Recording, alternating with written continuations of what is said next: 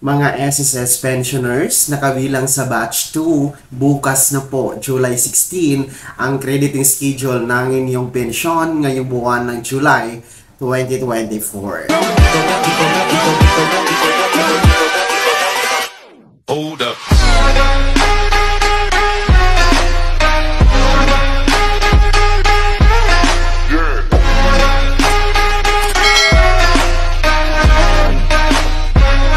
Hello mga ka-vlogs! Welcome dito sa aking YouTube channel. Magandang araw po sa lahat ng mga manonood. Sana po kayong dako sa mundo. And ito na nga dahil ang pag-uusapan natin ang crediting schedule ng ating mga SSS pensioners na kabilang po sa batch 2 na merong date of contingency na 16 to last day of the month. Sapagkat bukas na po, July 16, araw ng Martes, ang crediting schedule ng inyong pensyon. Bago tayo magpapatuloy, kung bago ka pa lang dito at hindi ka pa nakasubscribe sa aking YouTube channel, maaari nyo nang i-click ang ating subscribe button na nasa baba. At huwag nyo kaligtaan na i-turn on yung notification bell at ilagay sa all para naman updated ka sa lahat ng mga videos na i-upload ko. So, mabalik tayo dito sa crediting schedule ng mga batch 2 SSS pensioners. Yung merong date of contingency or birth date between 16th day of the month to last day of the month, mga ka-vlog. So, kung yun po yung birth date no, kabilang sa 16 to last day of the month ay kabilang kayo sa batch 2. Well, bukas po, no, ang crediting schedule, July 16, araw ng Martes. Regular ito mga vlogs, no? Regular crediting schedule sapagkat bukas ay araw ng Martes, hindi naman po siya natapat sa holiday, no? Kung makikita nyo po sa inyong kalendaryo, July 16 is walang holiday, regular talaga, no? Hindi din po siya natapat sa Sabado or Linggo, kaya naman ay regular crediting schedule ang magaganap bukas. So abangan niyo po sa inyong mga disbursement bank account kung ano po yung bangko na gamit nyo sapagkat anytime bukas, no? Kasi depende sa bangko nyo yan, no? Anytime kikredit sa inyong disbursement bank accounts. So para po yan sa mga batch 2 SSS pensioners. And pahabol na din po mga vlogs, no? Paalala po sa ating mga SSS pensioners na meron pong birth month ngayong July 2024, dapat ninyong gawin na po ang tinatawag natin na SSS Annual Confirmation of Pensioners or SSS ACO bago po matapos ang buwan na ito. So, July is hanggang 31 tayo. Dapat po pagtungtong po na ng August 1 ay tapos na kayo nag-comply ng inyong SSS ACO.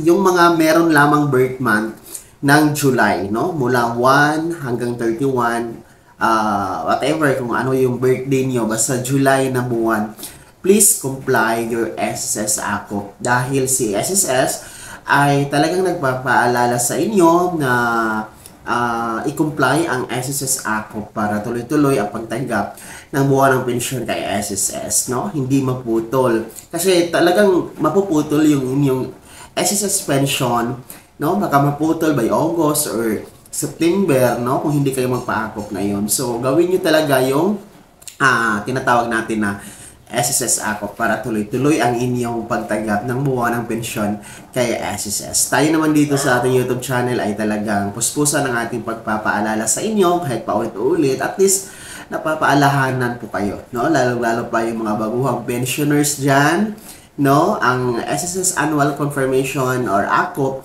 ay ito po yung taunang reporting ng SSS pensioner or ng mga dependents, mga survivor, ayan, kay SSS, no? Every year ito, every birth month, no, ng SSS pensioners or SSS members. So, take note na ang gagawa lamang or mag-comply nitong SSS ACO ay yung mga merong edad na 80 years old pataas. So, yung mga hindi pa nakatungtong ng 80, no, 79 pababa, aba hindi pa po kayo required na mag-comply ng SSS ACO. Yung mga 80 years old pataas lang, no? Whether you are in the Philippines or nasa abroad, ay talagang kailangan nyo magpa-ACO mga ka-vlogs. Yung mga nasa abroad, ayan, wag na kayong umuwi ng Pilipinas. para magpaako. Pwede naman gawing online mga ka-vlogs, no? Yung mga nasa abroad natin ng mga ka-vlogs. Ang pagpapaakop mga ka-vlogsa ay marami pong paraan. Unang-una, pwede tayong mag-walk-in sa pinakamalapit na SSS branch sa inyong lugar, no? Pwede tayong pumunta. And pangalawa, pwede po online. Kaya nga yung mga OFW na sinasabi ko kanina, hindi na kailangan na umuwi para lang mag-comply ng akop. So, pwede nyong gawin yan online sa pamamagitan po ng video conference, no? Gamit ang Viber na app mga ka-vlogs. So, pwede kayong mag-email kay SSS para hingin na or mag-request kayo ng video conference para po mag-set sa SSS ng schedule, no? Petsa at oras. Then, pangatlo, pwede tayo mag-comply ng ating SSS akop sa pamamagitan ng mga bangko. So, meron kasing mga selected banks na inilabas po na circular ni SSS, no? Kung kliyente po kayo ng mga bangkong yan, yung nasa screen nyo, abay, pwede kayo mag-comply dyan ng inyong SSS akop.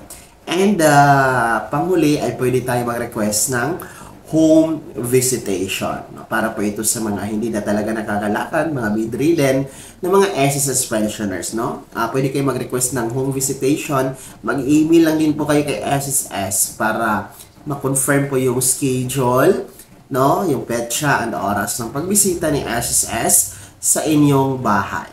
Ang requirements lamang ng ating SSS akop compliance ay one valid ID, gaya ng SSS ID, no? UMID or any government-issued ID, no? And then, ang ating SSS akop form, no? Ang akop form, libre lamang yan, walang bayad, available sa mga SSS branches. Ulitin ko, no?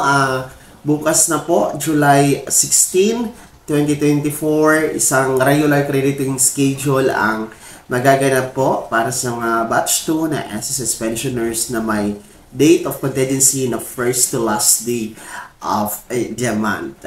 Bago ako magtapos sa video na to, kung nais na pong sumuporta sa aking channel, maaari nyo pong i-click yung ating super thanks button na nasa baba. Sa mga nais maging miyembro, ayan po ang ating join button. Mamili ka ng mga perks na meron dyan mga ka-vlogs. Sana ay naging gabay ang video na to kahit paano napaalalahanan tayo, na-update tayo sa mga mahahalagang bagay-bagay na may kinalaman po sa pagiging miyembro, benepisyaryo at pensyonado ni SSS. Kung hindi ka pa nakasubscribe dito sa aking YouTube channel ay maaari nyo nang i-click ang ating subscribe button na nasa baba. Huwag nyo kaligtaan na i-turn on yung notification bell, ilagay nyo po sa all para updated ka sa lahat ng mga videos na i-upload ko. Maaari mo ding i-like yung video na to. Kung meron ka pang mga katanungan, maaari nyo i-comment sa comment section na nasa baba at paki-follow na din po yung aking official Facebook page na nasa screen nyo. Muli po, ako si Daniel Timpawa na nagsasabing dito sa aking YouTube channel, Pawang Katotohanan at lahat totoo lamang.